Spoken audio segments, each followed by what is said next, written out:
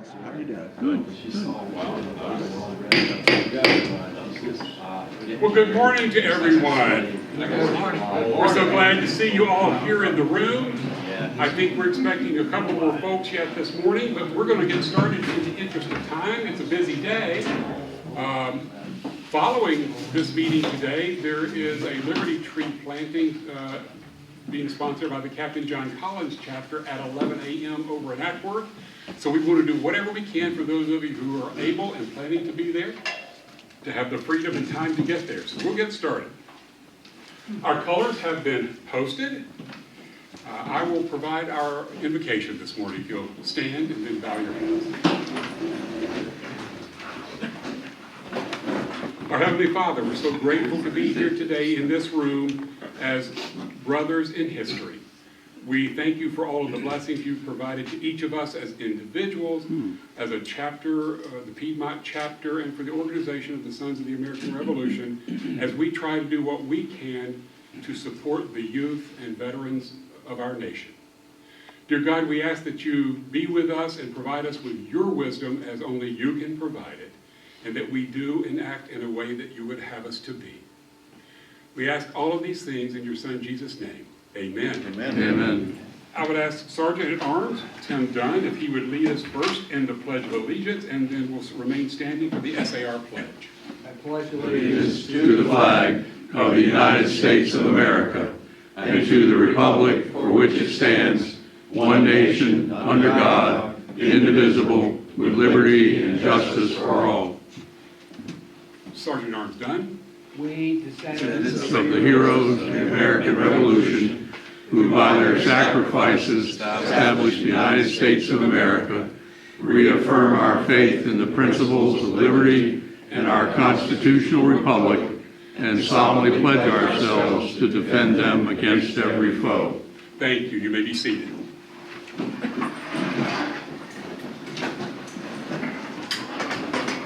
So just wanted to again welcome all of you here. We're very happy to have again the blessings of technology so that Treasurer Al Finley could join us this morning. Al had COVID this last week, but seems to be doing quite well. And so we're glad that we had this option available to him. Jerry Breed is online. We're appreciative of that. Jerry, good to see you this morning. And I didn't catch if anyone else was online. Bill Simpson. Bill Simpson, welcome, Bill, all the way from Utah. Utah. So, for all of any of us who are complaining about the early hour on a cloudy Saturday, I don't want to hear it. But good to see all of you. As always, glad to see Bob Bogle, not yet an official member, but a faithful attender all the same. Glad to be here. Whose application is active and moving through the process. And glad to see Dallas Johnson this morning. It's been a number of months since he's been with us, and we're glad that he's here. Welcome.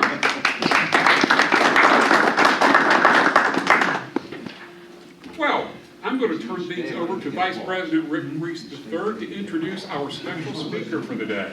All right. We may know him. Yeah, right.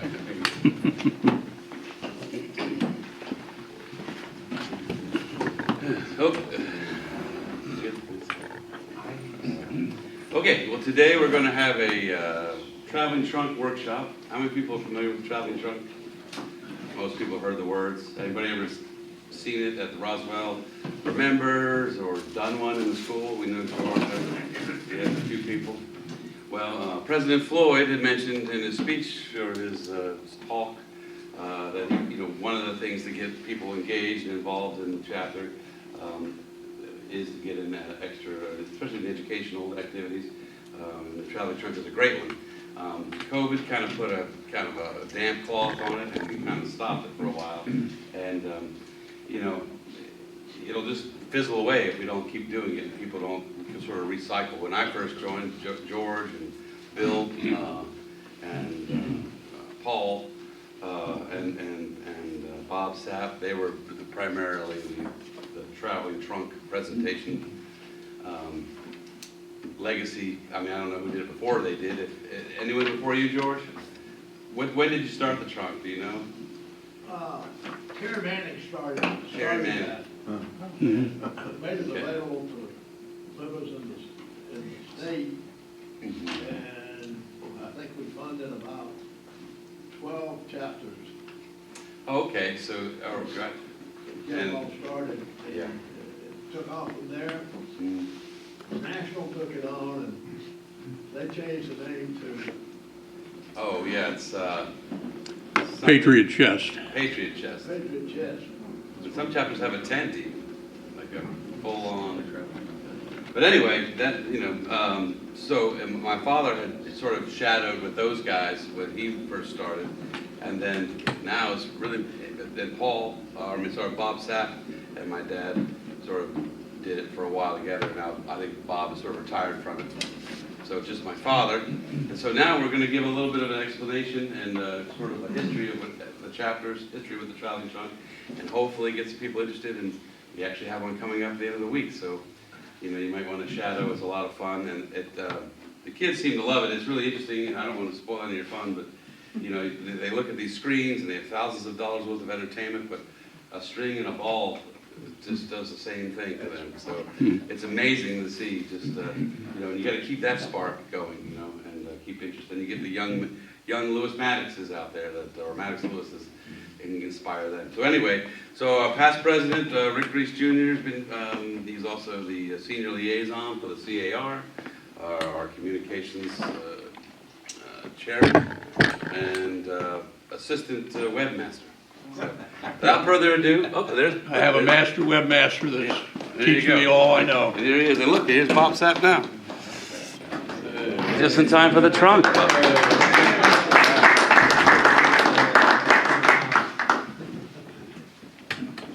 Well, the one thing I'll say about the traveling trunk is you learn by doing it.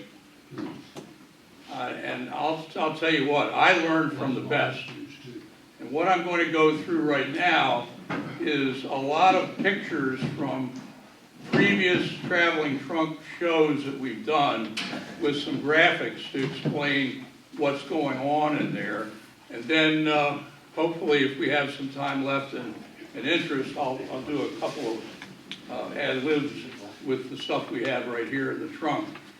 But the main thing is to keep the kids entertained, get them involved, get them participating, and the more that they can get some hands-on experience and training, the better off everybody is. So let's get started a little bit. So the first thing is, where do you want to set up to do your traveling trunk? Well, the first thing is, you don't want to have to keep moving it around from room to room to reset it every time you have a new class coming in. So what we found to be the best method is to have the school give us time in their library or their media center where we could get everything all set up and then rotate the various classes in. We've done, I think back in 2015, when we still had a lot of Forsyth County, we actually had probably close to 500 students that we did that day. And we went through 4 or 5 different video sessions. I recorded all of them. And then we took the best of that and took that whole session, put it on a YouTube video, and then when COVID hit, I could send that out to the schools to try to keep our face in the picture a little bit and get the schools involved with it. Another chapter came up with some questions and answer slides, which I would send along with that so that the teachers could quiz the students on some of the knowledge that they hopefully had been able to gain from what they saw in the video. So let's get started here a little bit. Basically, that's what the setup generally looks like. We have the table set up with the trunk and all the materials that we'll be talking about out in display so that everybody can see what's going on. And then typically, we will take an item, you go through it by categories primarily. So, you know, maybe we'll go through clothing, and we go through hygiene, and we go through, well, various things that were going on at the time of the Revolutionary War period. So we try to keep them in categories like that to keep it simple, and then get the students involved. We have so a question and answer, and typically we would take historic flag bookmarks and give those to whoever answered the question correctly. And the typical result was that, you know, they get kind of excited about it. They're getting something back from paying attention.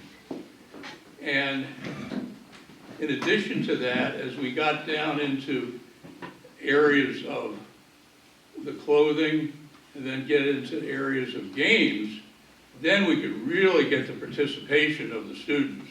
They would want to play the game. They would want to see if they could catch the ball in the cup and things like that. And we go through all those things with them, the different things that were available to children at that point in time. And then we, if you want to see them get excited, say, do you think your teacher could do this? And they get the teacher up there trying to catch the ball in the cup, and the kids love that. They really get excited about it, particularly if the teacher was able to catch the ball in the cup. So you get a lot of that. So what I'll show you first is a lot of the screenshots with the graphic about what was going on in that particular slide. So let me go over here a little bit, and we'll do it that way. So that's the basic setup, and as I said, you want to get the students involved, make them participants in it, get them to feel like they're part of they're not just sitting there watching a movie, they're actually having a hands-on activity. So these are some of the images that I had put together some years ago, actually, for this kind of a program. And we'll go through these and see what you think. First of all, trying on a cap on one of the students. And now you're properly dressed to help your mother with cooking in the kitchen. Now, why do you think that's important? Well, you take a look at where we got this one. The ladies wore bonnets for protection while they're cooking. Well, why was that important? You have a stove in the kitchen or something like that. What you had for cooking is an open fireplace. So if you were helping your mother in there, you want to make sure your hair was in a bun and it was up under your cap, and you wouldn't have a problem with spark catching your hair on fire. Now there were more dressy caps that have some lace on them, and that would be more what they would wear if they were going out to visit friends and family. But that's basically the purpose of the cap. And then outside pockets. Sewing was a little tough back then, so it was simpler to make a pair of pockets like that you could strap on your waist and then be on the outside of your dress or whatever you were wearing. So that was the purpose of that. And they could see that happening. And what are we doing in here? There she is with the outside pockets on.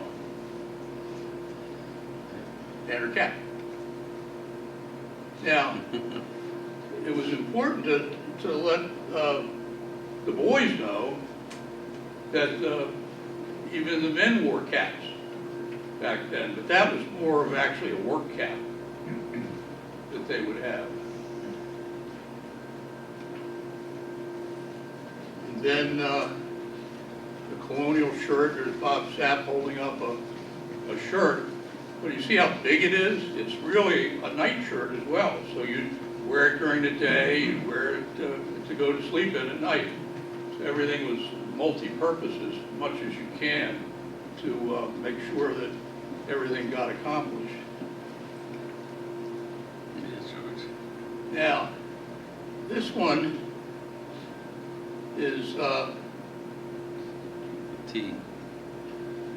read He's it. got the block of tea. Oh, okay. There, that's what was dumped into Boston Harbor at the Boston Tea Party. Now, you might think, well, they shipped tea over, you know, tea is leaves.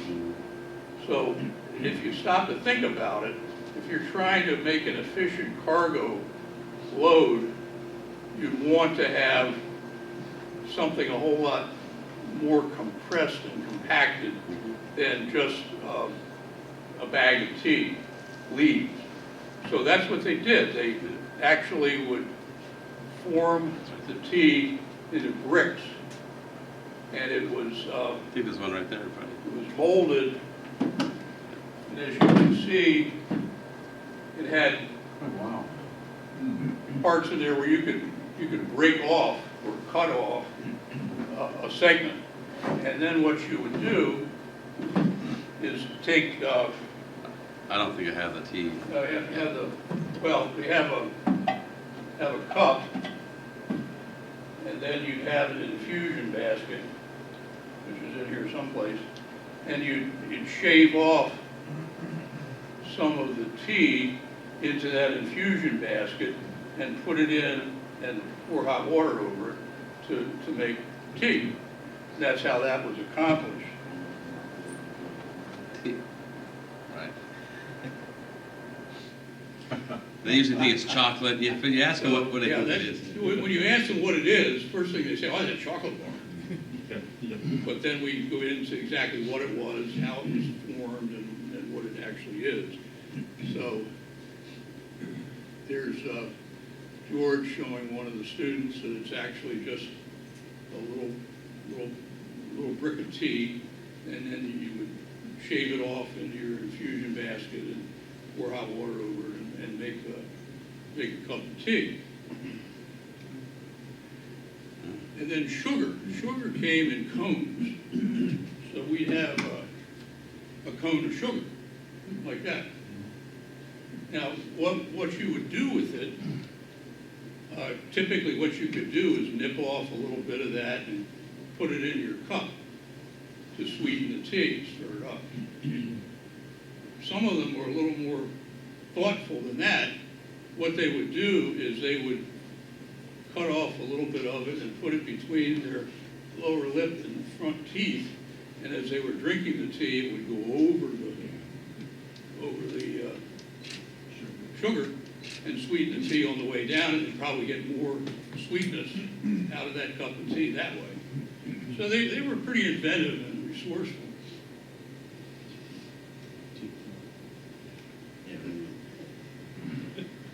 Now, what do we got? But what if they had sugar in their mouth, teeth would probably rotten away. Yeah, well, that's, Too bad they only had the one we'll get tooth. into that one too. We'll get into that in a little bit. So, how come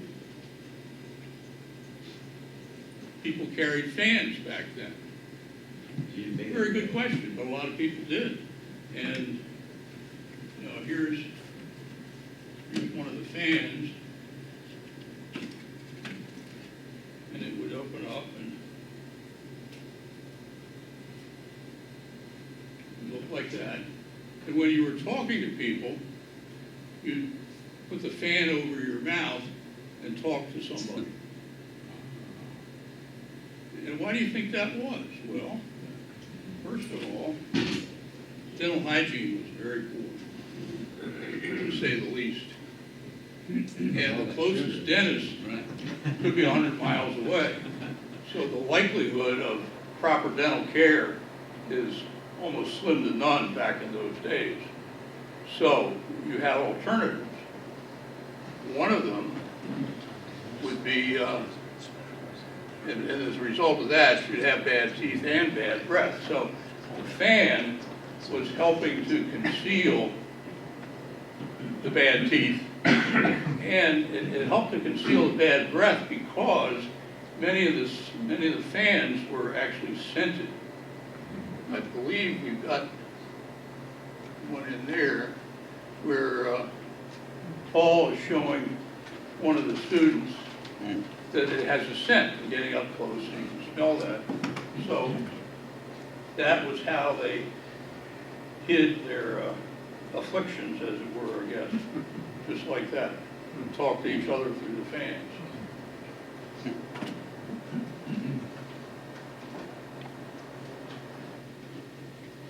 Now, if you didn't have a toothbrush, there was an alternative. What you might want to do is get a root from a sassafras tree and just use that to kind of scrape your teeth. You could do that. That would be helpful. But as we show them, there's actually such a thing as a toothbrush that was around. So we asked the kids, well, what do you think the handle was made out of? And they'll say, most of them will say plastic. And you say, back in the revolutionary days, there is no such thing as plastic. So what do you think it is? And they'll ultimately come up with the fact that it's an animal bone. Now, what about the bristles on that toothbrush? What do you think they're made out of? They're some kind of hair. Hog bristles? Is that the horsehair? No, horsehair is really smooth and fine, so it wouldn't be the one.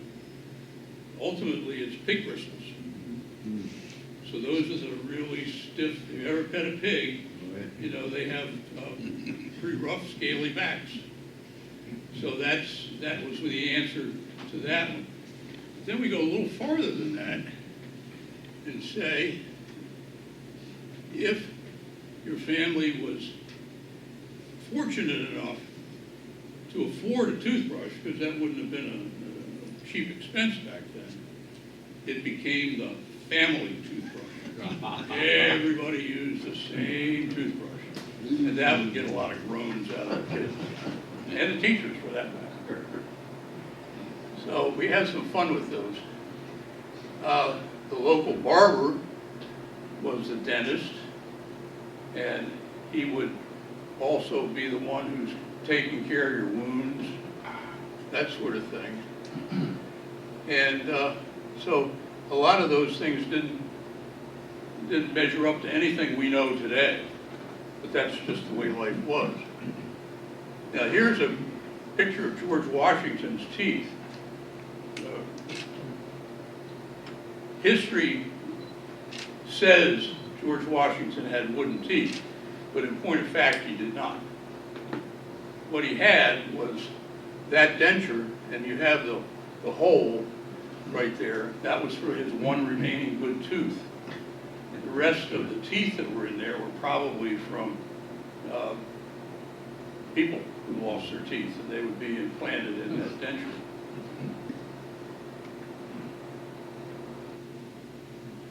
Now, back on hygiene again, you know, they had to bathe sometime. Not very often at all, but they did bathe occasionally. So that was not looking like cheese, but it's actually a bar of lye soap. So what's lye soap made out of? Well, lye soap was made out of ashes and animal fat that were all mixed in together. And that, when that would harden, it would clean your skin. But you had to wash it off pretty quickly because it would just keep on getting into your skin. And then you had to know how to actually work with it. So for bathing, they typically had a wash tub like that, maybe a little bigger, but basically a tub where everybody would take their bath. And they wouldn't do it every day, maybe they did it once every few weeks. And there was a pecking order as far as who would take the bath. The first people would be the oldest male member of the family, down to the excessive younger male members. When all the male members had had their bath, then the oldest female member would have her bath, followed by the succeeding younger female members, until you got down to the baby. And you may have heard a saying, don't throw the baby out with the bathwater. You stop to think about it, the water at that point, after all these people, my ancestors had 11 people in the family, so after 11 people got a bath, it would be pretty dark and filthy and murky. So you would have to make sure you got the baby out of the tub before you threw the bath water out. Now, get into clothing a little bit. There's Paul indicating that he was a citizen soldier. He was a member of the militia. So pretty much when the militia got called, they would be in what they were wearing, and they would go to fight. And then we have a comparison. In this case, we've got Bill Cable in uniform and Tom Crispin in the militia guard at one of the sessions we did. Were you able to bring the muskets at one point into the schools? Well, what we do with the muskets, typically in Forsyth County, they were very forthcoming in letting us do that. However, you always had to ask the principal, is that permissible? So we would do that ahead of time. And if they said yes, okay, we bring it in. I was in,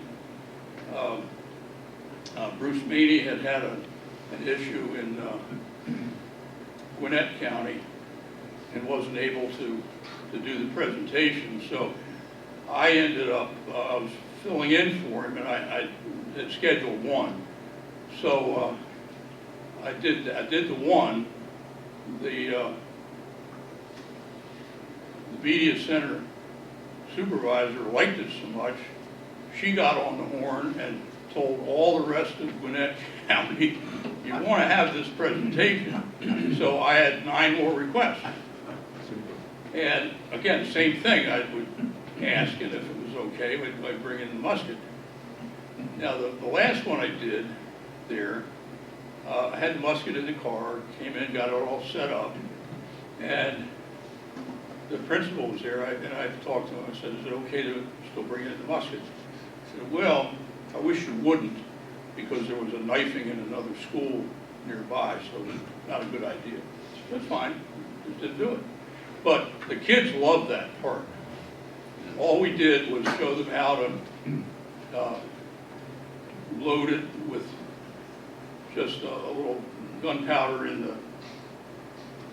at the trigger point, and all they would see really is a spark from a flint going in and igniting the little bit of gunpowder that was in the pan. Wouldn't actually fire anything.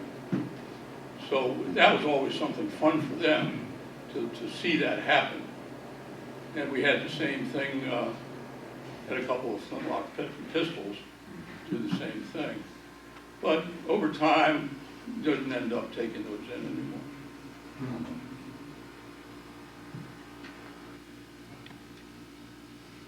Now, say the ladies go for the man in uniform. So we're all sitting up there, and there's one of the ladies. Now, getting back to the clothing a little bit, who knows why there's a split in the back of my coat? Horseback. Well, that's the answer. But some of the kids would say other things. Helps you to go to the bathroom in the woods. Right. Things like that, but yes, that's the answer, is that's so you could ride the horse. And I started riding horses when I was 9 years old, so I'm very familiar with that. Although I wasn't wearing a coat that needed a split in the back.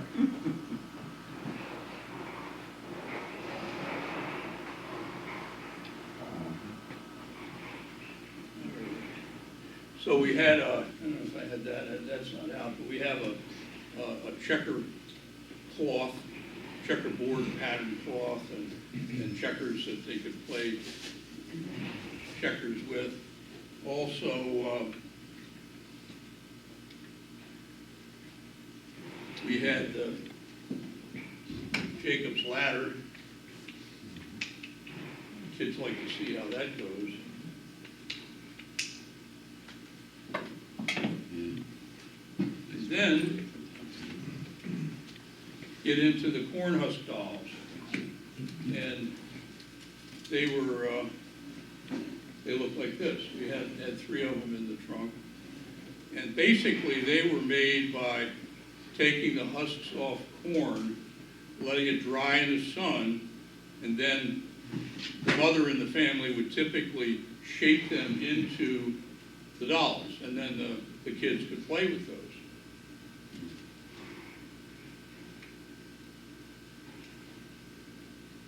But then here comes the ball and the cup, and you like that. You know, there's a lot of them would go way up there like that, and that doesn't go anywhere. It's dangerous. So what you really want to try to do is, Yeah. I doubt I'm going to be able to do it today. So you get a volunteer. How is Stacy? But the idea is they won't go up Oh, and try to catch it. So, and the kids love to try to do that. And then we'd ask if you want to try your teacher to do this. Oh, they got all kinds of happiness out of that. And we'd do the same thing. So they would cheer them on, cheer the teacher on, having a good time. Yeah. And then, of course, they made their own candles. And this was a candle maker. And they would put a wick in through the bottom. And for beeswax or some other kind of candle making item in there, let it harden. And then when you were done, you'd have a candle that could be displayed in a lantern like this. Now this would have been an expensive lantern because it all had 4 sides of glass. Typically, it would probably have 3 sides that were metal with holes in it, and the front side would be glass so that it would shine out that way. So that would have been a pretty expensive lantern, if that's what you had.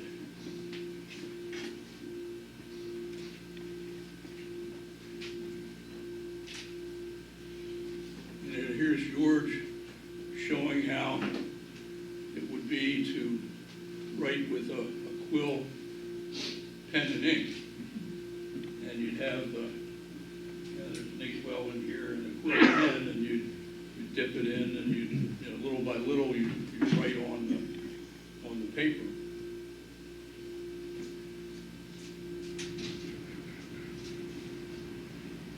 So the main thing is keep the kids interested, get them participating, make them part of the whole show, and you end up, I think, with a successful presentation for the kids. And I don't know if we want to go through any of these in particular anymore, but we could if we had any questions. So what do you think? Any questions? Yeah, but, Yes. I'm sorry. Rick, I have a quick question. You had money on there. What was the currency at the time? The currency was actually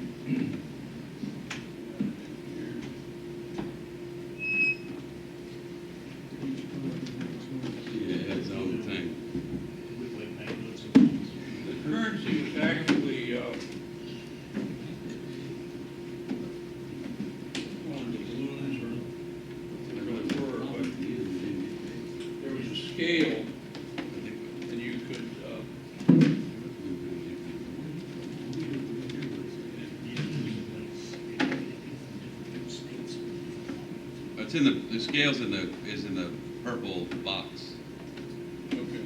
at the bottom. No, it's in the trunk. Should be in the bottom right there. Oh, no.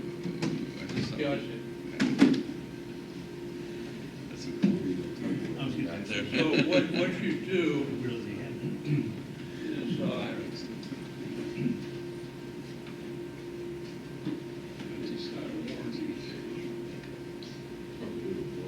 Those little tiny little things. Yeah. essentially it's a scale.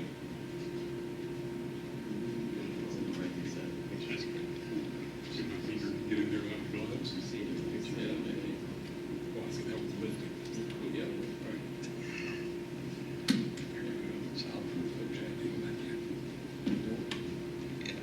So there's the scale, it's set up in the center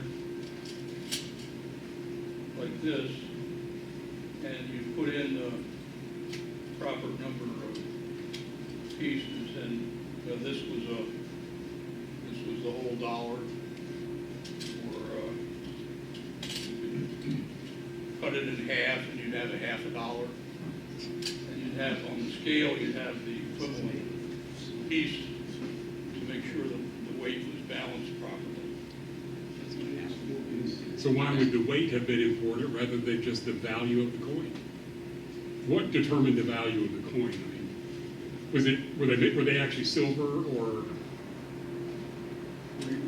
I'm not sure that they were really silver, it looked like it. Well, But they wanted to make sure that it was an equal measure. Rick, can you find a Spanish mill dollar? a spec. Spanish mill dollar, and we cut that, in half, and you'd have a half dollar, cut the half dollar, Yeah, this is a half a dollar there. and weigh it. Yeah, and you could weigh it on each piece of the scale so that they would be balanced. And then you knew that you were getting your full Obviously measure. a full half. Yeah, we've never really got into the money with the kids too much. Maybe at Roswell Remembers we got the scale out. We don't do the scale too often. Rick, I noticed that the kids were all sorts of different ages. Is there a best age to, where they have an interest and you can hold their attention, or? Well, we typically would give it to the point in time when the schools were going through the Revolutionary War period. And it would be either the 4th grade or the 8th grade. So the middle school maybe did it a little different timing. We'd have to kind of go by what the course curriculum was. We try to find that out ahead of time.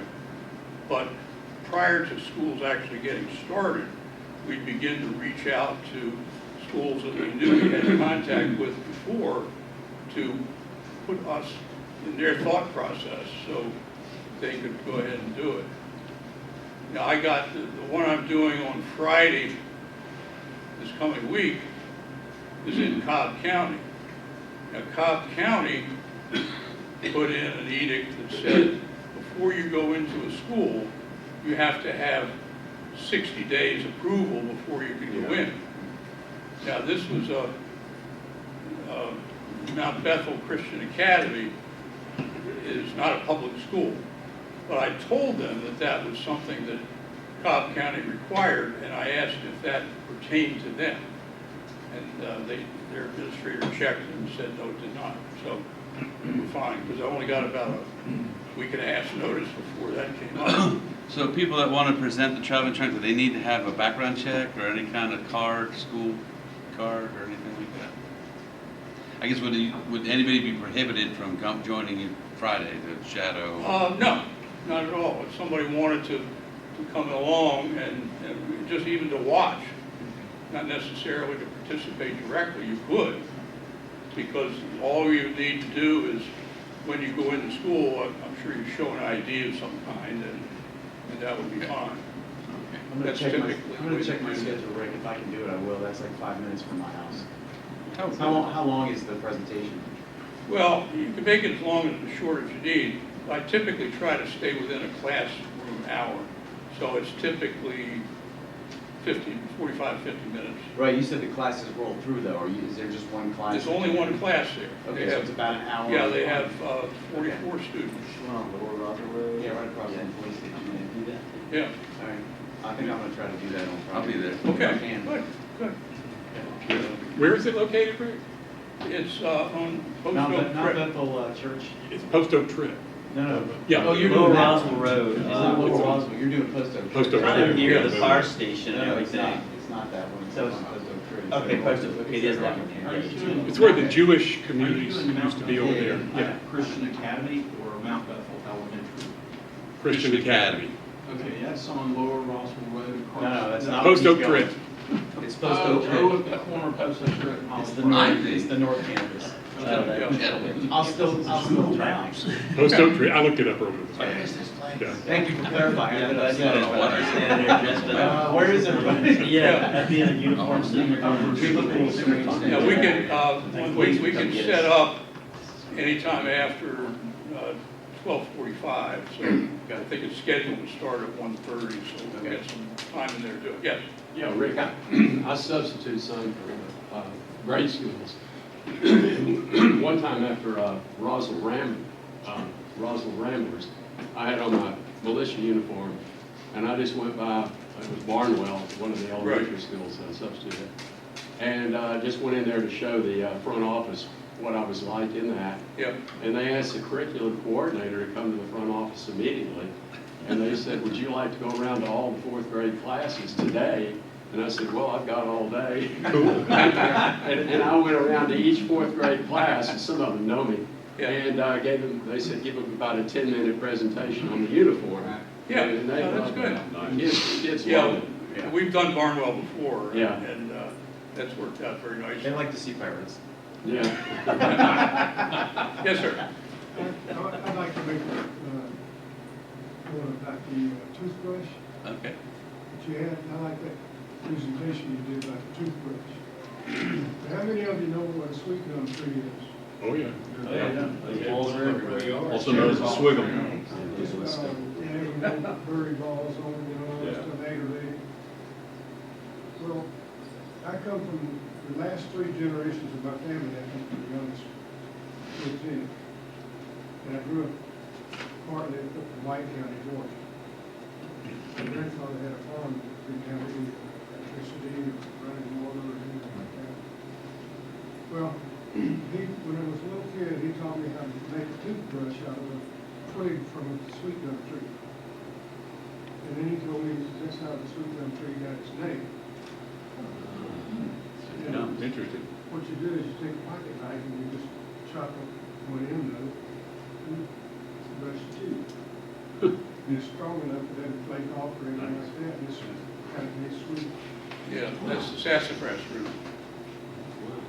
Or I guess it could be any root, but the one that they typically would have used back then was the sassafras. Well, I come from a long line of poor people. That's right. Sweet gums and leaves.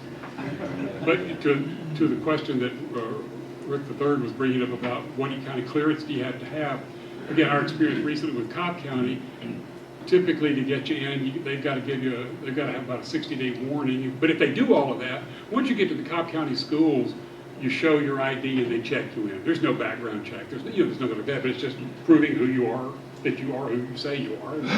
You log in with their visitor system and you're good to go. So. All those active shooters do that? Yeah. Yeah. Exactly. Probably not. Yeah. Great job. Anything else? Fun. All right. Well, thank you for your attention.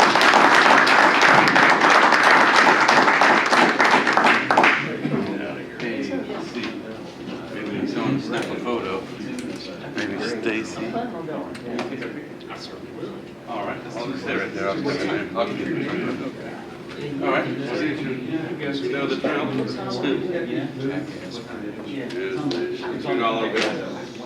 $2 bill. Yeah, Sorry, that's fine. Okay. Okay. And then, speak of which, all right. Okay, thank you.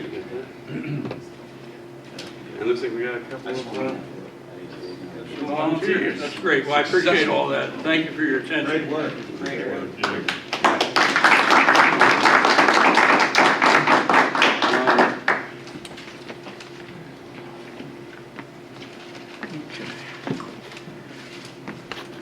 Well, it's time to do our drawing. We're going to use a fancy approach this morning, as you're all aware. Why don't we get our speaker to draw a number for us? Okay. What number do you have? I have 108. Sounds Mr. right. Price? All right, very good. At your leisure, if you'd like to pick out a volume. Congratulations. I appreciate the high-tech nature of the ticket. Well, it's like, we're going back to our revolutionary roots. We making do with what we have available. You can also floss your teeth with it. We used to have 100 people. Made of fibers, you know, there we go. And it's recyclable. Thanks, Rick. We wanted to finish up a little business this morning from our annual banquet last month. For those of you who missed it, you were missed, and we certainly hope next year you'll consider joining us. We had a good time at the Old Town Country Club facility there. It was a serious upgrade from our experiences in recent years, and a good time I think was had by all. If you're ever concerned about the timing of an event like that, we did pretty well. We got in and out of there by around 7 and we're out of there a few minutes after 9. And the environment was nice, but you were missed if you weren't able to be there, most assuredly. But we have several awards we'd like to present this morning left over from the banquet. I would like to ask if Sergeant at Arms Tim Dunn would join me up front.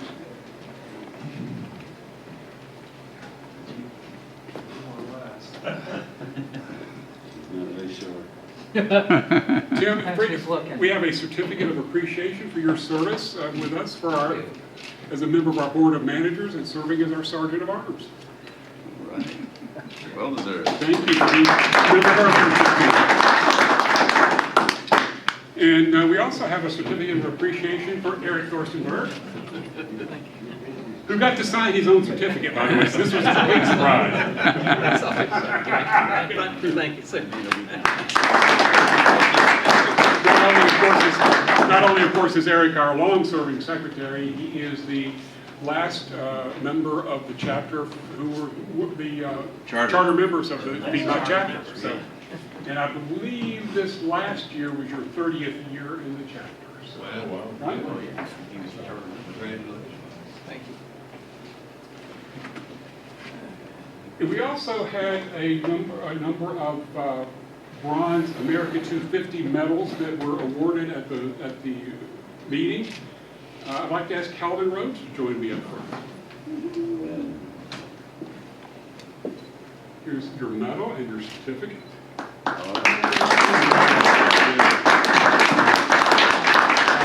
Calvin is one of those members who made a lot of extra effort in the last year, got himself a uniform, and has been willing to step in and participate with that uniform and starting to reach out to some of our youth and certainly participating in events that would lead to the awarding of that medals. Thank you for your participation in service. And then lastly, but not least, we have a bronze American 250 medal for Tom Price. All right.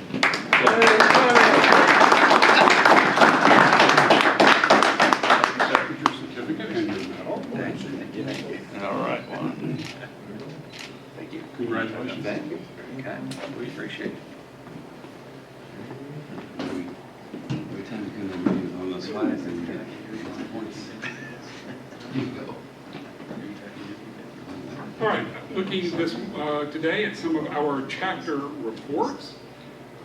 Our secretary's report was distributed electronically yesterday or the day before, so we'll wait minutes. If there were not any questions about that, we'll accept those minutes as published. Any questions? Likewise, our treasurer's report was distributed electronically. Al, do you have any comments on the treasurer's report? This morning we had, can you hear me? Yes. Yeah.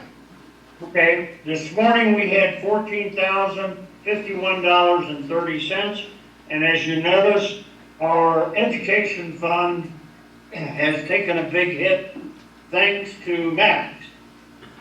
Maddox Lewis, yes. He made out pretty well. So. We'll talk the details on that finding in just a minute. Thank you. And then Al brought to my attention that following the banquet, we received a couple of special gifts.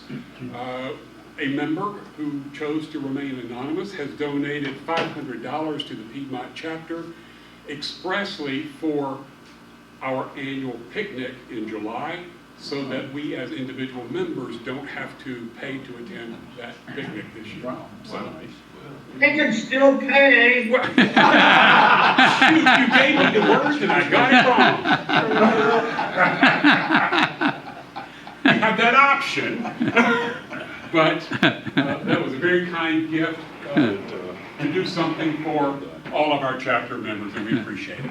Likewise, coming out of the banquet, those of you who know Barbara Florence, member of the DAR, but almost an informal member of the SAR chapter here at Piedmont, longtime companion for the annual banquet, and as a show of appreciation for her relationship with us, she donated $100 back to the Piedmont chapter. So we always appreciate Barbara, and we thank her for that. Anything else, Al, other than me getting it wrong? All right. See you next month. Make sure you wear your proper colors on Monday. Orange. All right, so what's next? Education.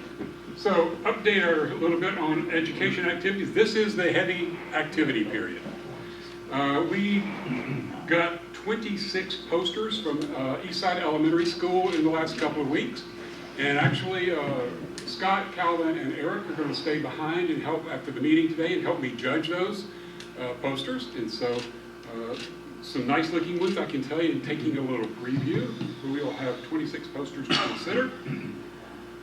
A couple of weeks back, I received 83 brochures for the middle school brochure contest for Fellowship Christian School. Jerry Breed has graciously helped me get those down to a detailed judging level, and he's already completed his judging. Tom Price is next in line. He's going to take in the detailed judging, and then Bob Saunders is going to finish up the process for us. But again, 83 nice contributions from the middle school brochure contest. And then Al mentioned the hit to our education funds from Maddox Lewis.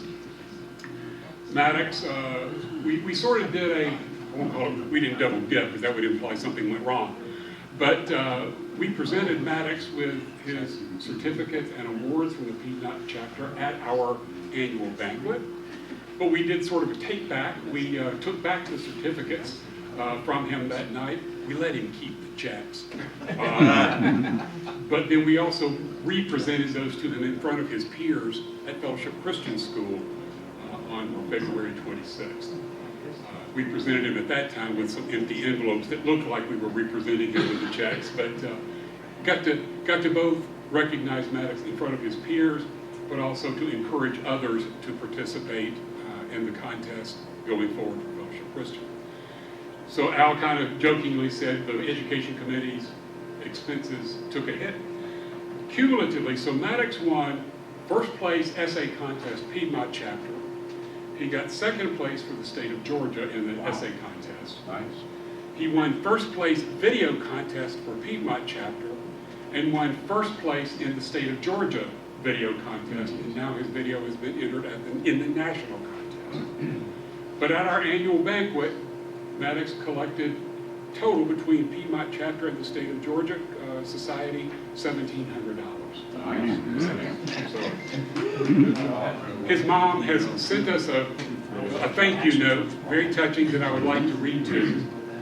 Dear Stacy, we wanted to take a moment to express our sincere gratitude to you and the Piedmont chapter for all you have done for Maddox. Your youth contests have not only increased his love of history, but have inspired us to learn more about our family trees. As I mentioned before, Maddox has saved every dollar of prize money since 8th grade, which now will be used to help with his college tuition, which, by the way, I added up as something in the range of about $3,500. But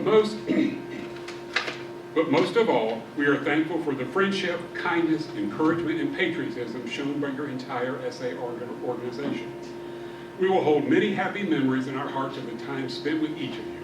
Thank you for being such incredible examples of loyalty, honor, and respect. God bless you, the Lewis family. Very nice.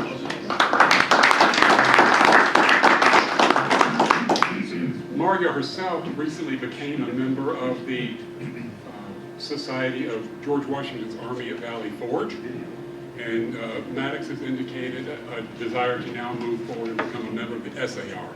So I'm working to make sure he and Jamie are connected to make that process happen. And then, as Rick mentioned, we've got the Traveling Trunk event coming up on next Friday at 1:30, so certainly hopefully you'll be there.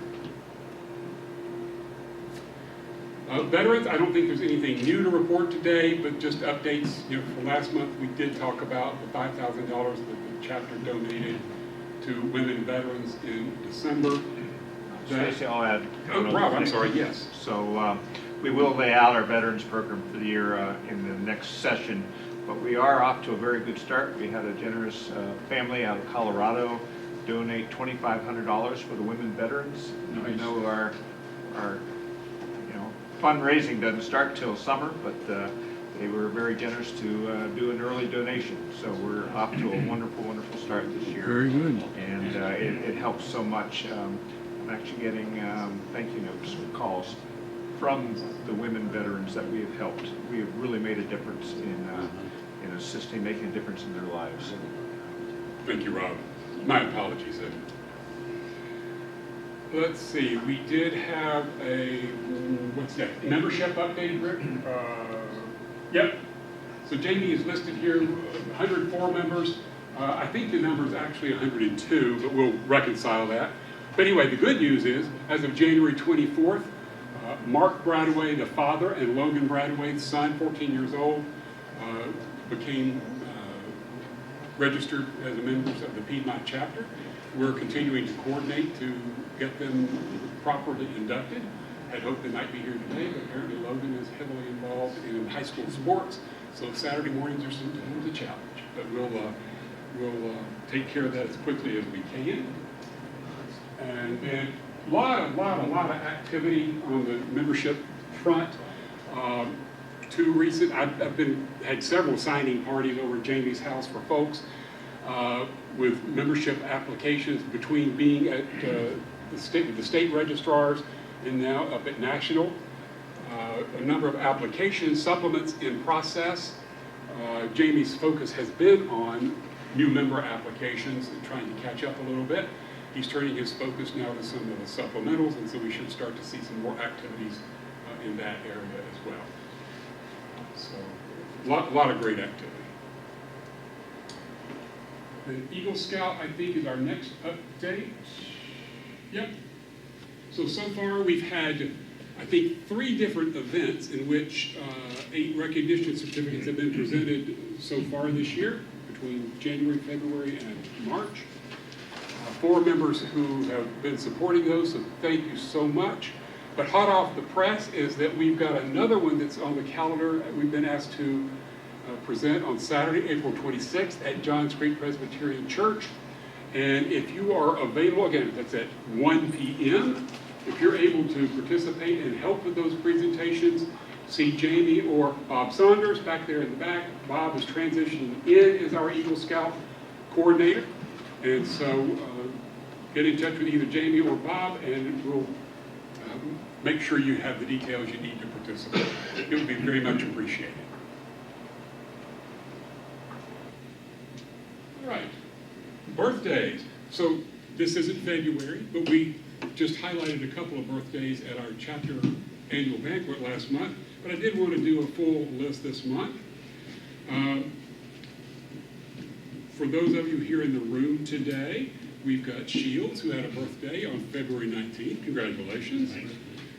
I was a few days later on the 22nd. George had a big one, the 90th, on his 90th on February 23rd.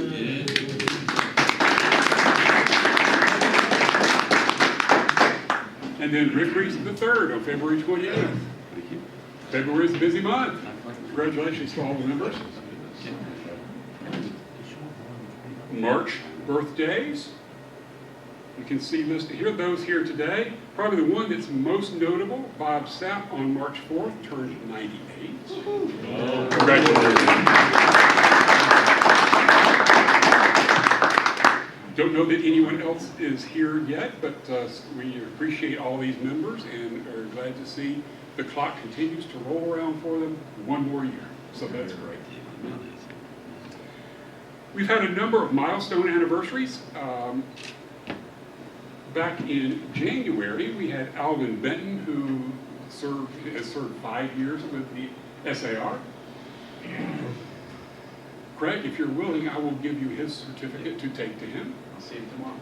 And then we had Ronald Windsor, 5 years coming up, that was here coming up in March. Last month, I mentioned Bill Armstrong as having had I mentioned it as a February date last month as having 5 years of service. My math was bad. He actually has had 10 years of service as a member of the SAR. And then this month, Bob Sapp, 30 years as a member of the SAR. And Bob, I've got a certificate here for you this morning as well.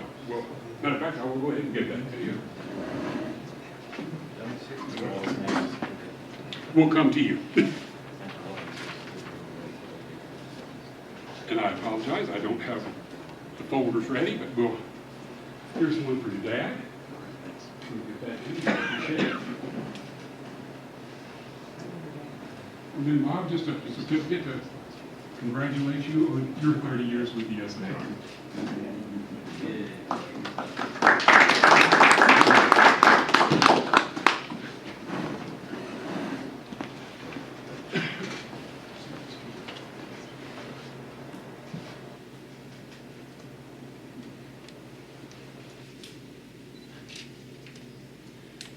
And then, last but not least, is just taking a look at some of the upcoming events that we need to be planning for. And on our calendar, Rick has mentioned, we've mentioned a couple of times on March 21st, the Traveling Trunk. Some of our usual events coming up on April 9th, Roswell Ramblers. If you have a uniform, it's a busy time of year, but we'd love to have you join us at Roswell Ramblers. We have another INS ceremony. I'm driving again, so I'm going to try to make this one this time on April 18th. Regular next meeting on April 19th. And then we start a series of presentations for some of the JROTC award ceremonies. We've got a couple listed here. We've gotten, I think, the dates for one more in the last week, just not quite on the calendar yet. But then probably the big events for us to start looking towards are going to be the Memorial Day events at the Marietta National Cemetery. We have a flag placement with a color guard opportunity on the Saturday before Memorial Day. And then, of course, the Memorial Day event at the Marietta National Cemetery, where we'll do a brief presentation. And then there's the Roswell Remembers Memorial Day activities at almost the same time. So that Memorial Day can spread us a little bit thin, but if we plan ahead, we can make sure all of our bases are covered. And then we'll keep moving things forward. I will ask if you'll look ahead to June 14th on the flag retirement ceremony that we do jointly each year. It's sponsored with the Robert Forsyth chapter up at a funeral home in Cumming. Emil Decker has done a nice job and has had that ceremony being recognized this year as a national SAR event. So good participation by attendance at that ceremony would be very much appreciated. 10 a.m. On June 14th. It's actually quite moving. So if you'll consider being there, put that on your calendar. That's, I don't think that's in conflict with our chapter meeting. Some years it falls just not quite the right way, but This year, it's the week before our next chapter meeting in June, so. Any questions, comments? Brian? Yeah, on the Liberty Tree project, we're actually gonna do one at 11 over Nackworth.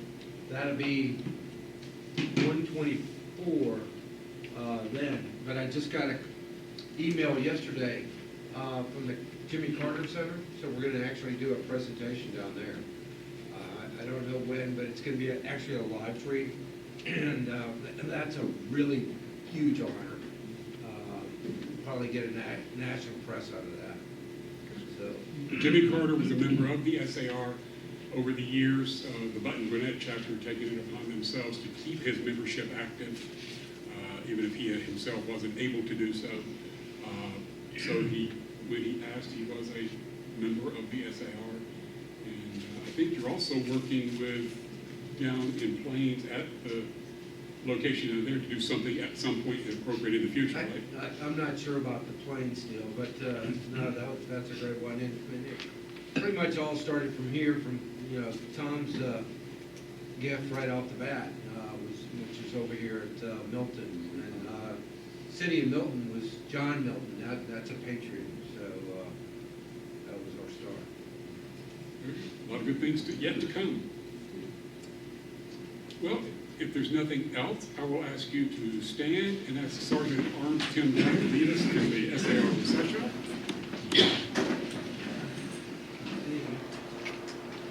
Until we meet Again, let us remember our obligation to our forefathers who gave us our Constitution, the Bill of Rights, an independent Supreme Court, and a nation of free men. We will retire the colors and ask Chaplain Steve Morrison if he will provide our benediction. Please pray with me. Dear Lord, thank you for joining us together to enjoy fellowship and an excellent presentation and hear the news of the chapter. We appreciate the opportunity to gather together and participate in such an organization. We ask your blessings upon each who are gathered here, and we ask your blessings of those safety on the way home. Also, blessings on the people that aren't here this morning. Thank you for all the goodness and mercy that you give to us on a daily basis. In your son's name we pray. Amen. Amen. Two things very quickly before I hit the hammer. Be safe tonight. Be cognizant of the weather. Could be a rough one for some of us, so be careful out there. And then I'll ask that Scott, Calvin, and Eric just kind of hang out for just a few minutes, and we'll get started with the judging. Meeting is adjourned.